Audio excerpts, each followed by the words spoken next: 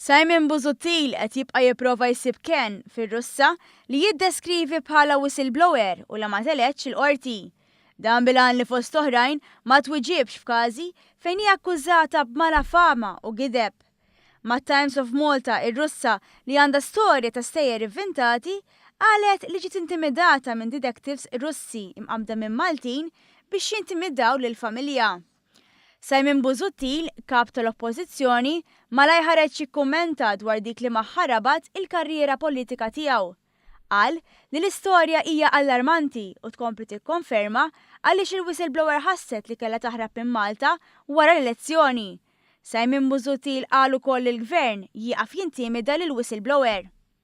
Għall-istqarrija ta' Simon Busuttil irreaġixxa il-Partit Laburista li qal li l-istqarrija ta' Busuttil dwar dik li sejjaħ whistleblower li għamlet allegazzjonijiet mingħajr ma produġiet prova jew mqarnet fa' verità hija inkredibbli.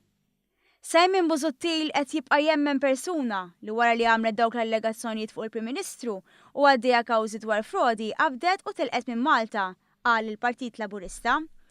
Intqal li Simon Busuttil bħala kap caretaker ma għandux jibqa' mażra ma' il-PM u jibqa' jkisser il-ftit kredibilità li fadallu il-partit fl-oppożizzjoni.